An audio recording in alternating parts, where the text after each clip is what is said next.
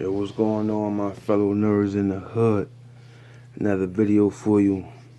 Your boy just got finished binge watching Luke Cage Season 2, so I'm going to give you a review of my thoughts of Season 2. I'm not going to spoil it for you. Let's see, where do I start with this review? First of all, this was a lot better than Season 1, I would say. It was still kind of slow. It wasn't great.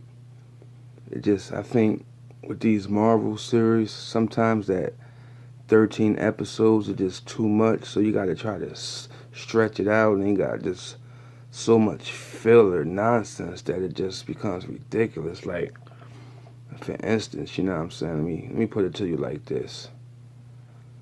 Out of the 13 episodes, it was like the first 2 episodes got you souped up.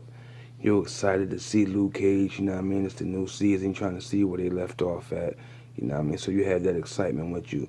And the 2 episodes is pretty good, showing you what Luke Cage has been going through ever since the thing with Diamondback and Cottonmouth was over in Season 1. So, like, everybody know who he is now. He's a hero, you know what I mean? He's Harlem's savior.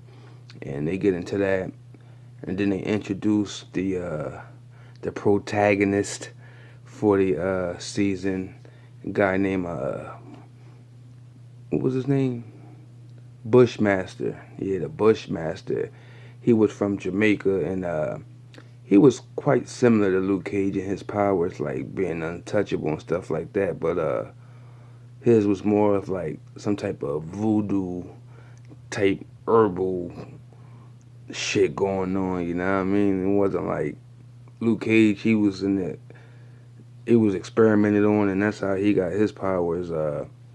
Bushmaster was on some more natural, quote unquote, voodoo magic type stuff. That's how he got his powers. But he was pretty much the same thing as Luke Cage, but he actually had fighting skills. You know what I'm saying? Like, he fought like Eddie Gordo from Tekken. You know what I mean? Like all the little break dancing type karate moves. You know what I mean? That was dope.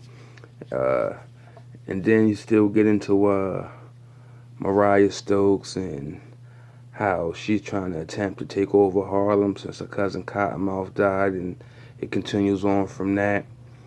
And the thing about Luke Cage is like, yo, he still got to learn how to fight, man. Like, his fight scenes is kind of on a terrible side, you know what I mean? Just, you figure you from New York, you was an ex-cop, and you was an ex-con.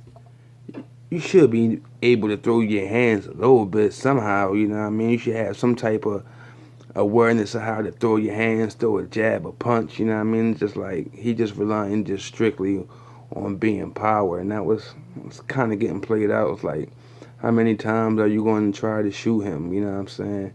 That part was kind of whack about the season, like, over and over and over again. It was like, they even had a joke about it, like, nobody believes the myth until they see it, because it's like, if you know the man is bulletproof, why you gonna keep coming at him with guns? That shit just don't make no sense, man. That shit was kind of stupid. And but what I did like Bushmaster, you know what I mean, and his reasoning for wanting to do what he do, because pretty much he felt like Harlem was his birthright, and that Mariah Stokes had and her family interfered with it, so his whole thing was revenge on that. And pretty much Luke Cage is just pretty much trying to put out the fire between both of them, because both of them going at each other, destroying the city, mad people dying, and Luke Cage, he just like, not really taking sides, but like a little bit, he was going up against Bushmaster, then later on, he had to work with him a little bit, you know what I mean? So it was like, he was working with like both the enemies a little bit in the show, in the season. And one thing I didn't like, they brought Shades back, aka Juicy from Sons of Anarchy, and just like his romantic relationship with Mariah Stokes, to me, that was just a turn off. That was disgusting, you know what I mean? To each his own, but it was like, yo, she's way too old and he's way too young, you know what I mean? I just wasn't feeling that at all. Just like, Every time they kiss and start tonguing, that shit just turned my stomach. Like, oh, come on, get rid of it. You know what I mean? Then the season, like episodes from like 3 to about 8, 9 was just kind of dead and it was boring. And I'm like, yo, as I'm watching, like, yo, this has got to be the worst season ever. And then, of course, Mariah, like in the first season, she was real gangster about it. You know what I mean? She just didn't care. And then in the second season, she was acting like a little bitch. You know what I mean? Like cowardly. You know what I mean? Just always so frantic. You know what I mean? Where she was so strong in the first season, like that deteriorated. Like she wasn't that strong. You know what I mean? Then around episode 9 to 10, it picked it back up. You know what I mean? It was like the last 4 episodes was good, you know what I'm saying? And it was like the first 2 was okay, then the middle was like and then at the end, the conclusion of it all, they really picked it up, you know what I'm saying? But it was a good show. They had a good season. They had a cameo from Danny Rand was in there, Foggy was in there.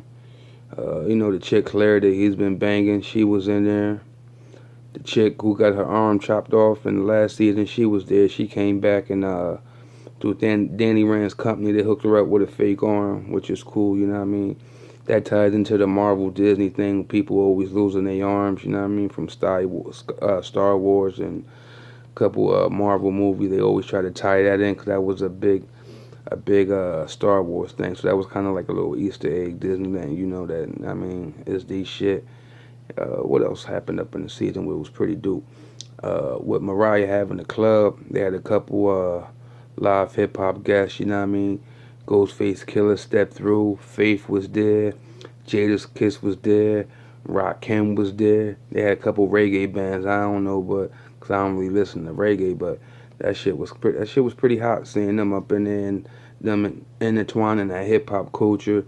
Definitely into the season, along with Wu-Tang, like they was all over the score. You always heard Wu-Tang songs, which was pretty dope. You know what I'm saying? But the season, it wasn't that great, but it wasn't that bad either. I give it like a 3 out of 5. You know what I mean? It was worth watching. Like the first 2 episodes is good, and the end episodes is good, and you got a lot of filler stuff in the middle.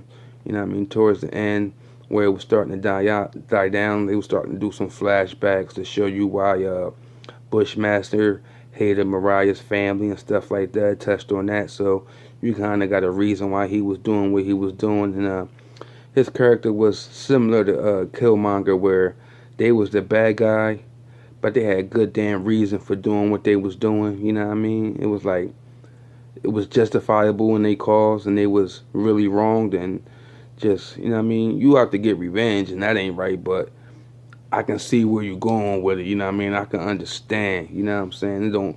What they was doing, it didn't really make them like bad guys, you know what I mean? They had justifiable causes to what they was trying to do, you know what I mean? Because Bushmaster, he just felt like Harlem was his and his family was done wrong, and he wanted payback, you know what I'm saying? And they beef was just too crazy, so Luke Cage had to step in pretty much, you know what I mean? That's pretty much what the season was about.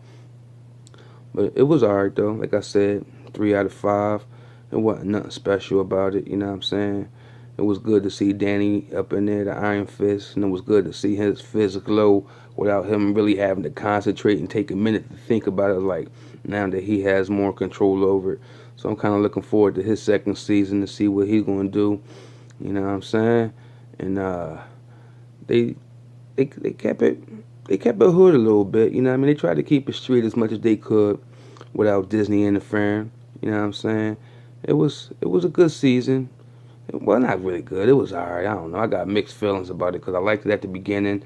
I hated the middle, and then I liked it again at the end. You know what I'm saying? So it was just like mixed emotions all through it. You know what I'm saying? But it did end on a positive note, and I liked the way it did ended. It got me definitely wanting to see what they're going to do with season 3. You know what I'm saying? So, yo, make sure you hit that like button. Subscribe to the channel for a brother. You know what I'm saying? And I'm representing for them nerds in the hood. That's my feelings, my thoughts on Luke Cage Season 2. Try not to spoil it for y'all. Go ahead and check it out. It's streaming on Netflix, you know what I'm saying? It's 13 episodes. Go ahead and handle that, you know what I'm saying? This your boy, Big Smooth, and I'm out, yo. Peace.